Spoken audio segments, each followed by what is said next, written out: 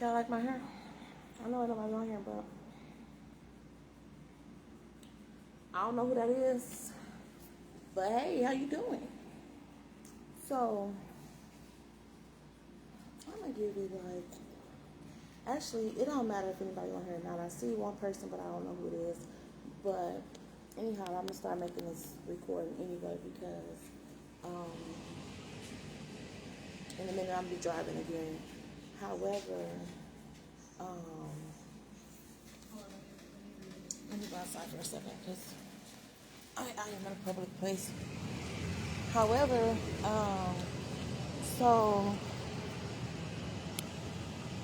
how y'all doing? I really do got something to say, but I'm just trying to figure out where I want to say it at. And if I want to tell y'all the whole story, if I just want to tell y'all about what happened today, okay? So, back in, I think it was February, I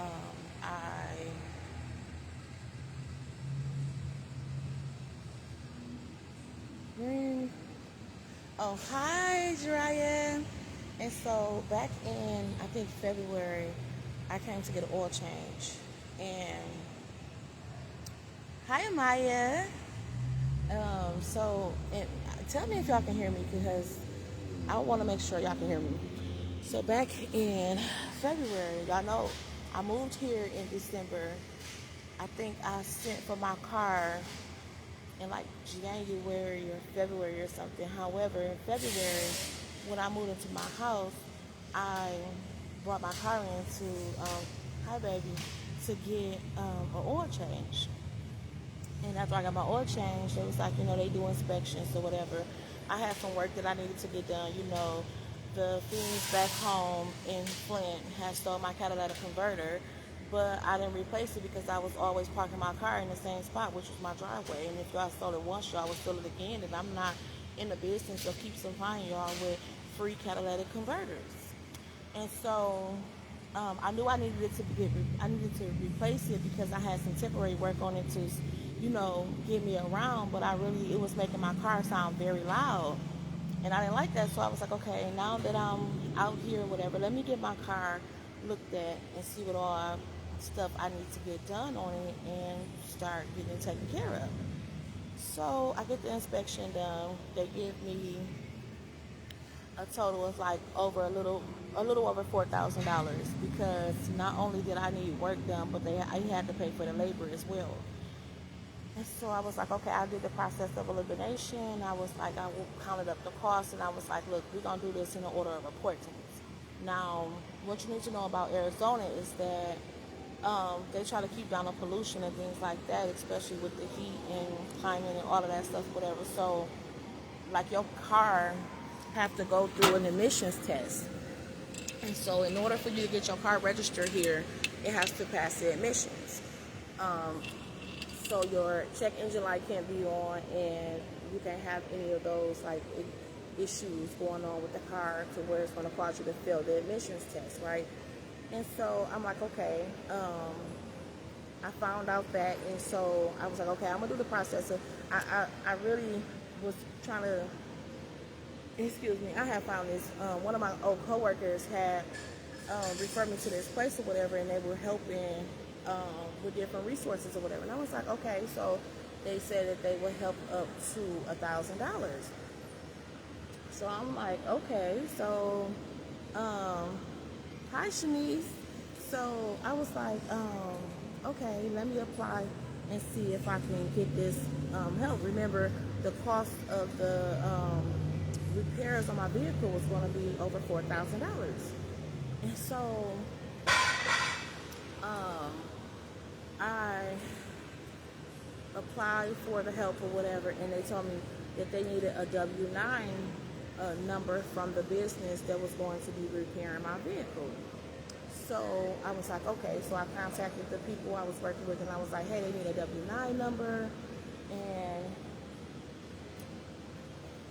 they were supposed to send it to me, except they took so long for them to send it. Mind you, my birthday is coming up. It's time for me. My plates and stuff are expired, and it's time for me to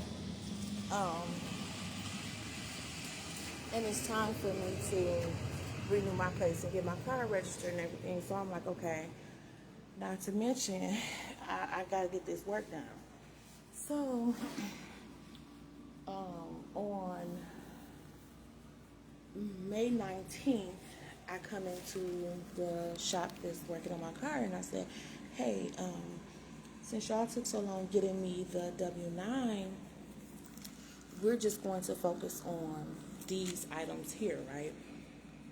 So I gave him a check for $2,000, and I was like, the total of those things was going to be $2,245.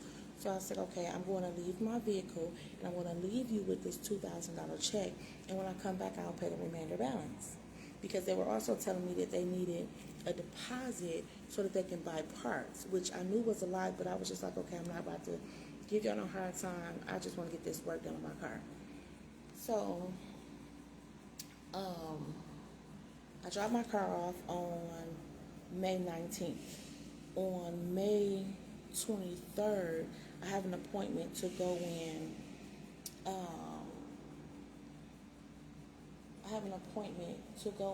To the resource center to finish, the process to get this help, right? So mind you, they help up to $1,000, not exactly $1,000, but it just depends on what they approve you for. So I asked, they're like, look, I said I'm already put $2,000 down, and the lady, she was like, well, I'm going to need them to send over something stating how much you already paid and how much is your remainder balance. So I'm like, okay, I contact them, and I say, hey, I need you to send me this email. They sent it to the wrong email. I'm sitting there for so long. Then I'm like, okay, I got to go to work. So she was like, I got to help other people. So I'm like, okay. So she said, as soon as you get it, send it to me. And so I'm like, okay. So later that day, while I'm at work, I talked to the manager at the shop or whatever, and he says, your car is ready, it's complete, right? So I'm like, okay. So the next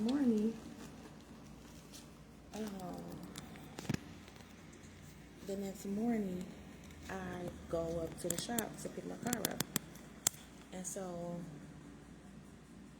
hi Sharon. I go up to the shop to pick my vehicle up because he said it was done, right? And so when I get there, now they present me with a bill for over $4,000. Now, remind you, my bill only supposed to be $245 because it was $22.45, and I already gave y'all a $2,000 check when I dropped my car off. So I get up here and they like, oh, is this? I'm like, what? So y'all was this close from catching a case. And I was just like, you know what? I just went home because I was like, you know what? Keep the car, because if not, I'm gonna fight y'all right now, because I had the remainder balance, but it was just like, that's not what we agreed to. So I ended up, it's a lot of stuff, like, it's a long story, y'all. So I contacted the Attorney General and made a complaint with them. I ended up getting a lawyer through the legal services, community legal services or whatever. And hey, Anjanae, hey, Sister Sharon. And so I ended up doing all of this, and y'all, I still haven't had my day in court. But it's coming, because I'm suing, period. Because here it is, they kept my car for 2 months. They held my car hostage. I was renting cars, like, sometimes I was renting cars that was $368 for 1 week. You hear me? Just coming out of so much money. And I can't tell y'all the whole story because, again, I still got to go to court and fight this case. But I'm just like, I'm suing y'all. I'm suing for pain and suffering. I'm suing for everything because so much stuff, it was like a domino effect. And all because legally, this is the point, legally, you cannot fix anything on my car that I did not ask you to fix or give you permission to fix. And considering I didn't ask them to fix but a couple of things, and they went on ahead and took it up on themselves to fix $4,000 worth of stuff, or a total of $4,000 worth. You know what I'm saying? And I was like, so I have all my receipts. I have documentation.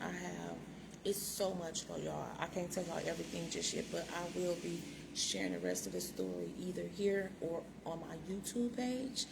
My YouTube channel. So if y'all haven't subscribed to my YouTube channel, go subscribe. It's Kenzo and his mom. It's me and Kenzo.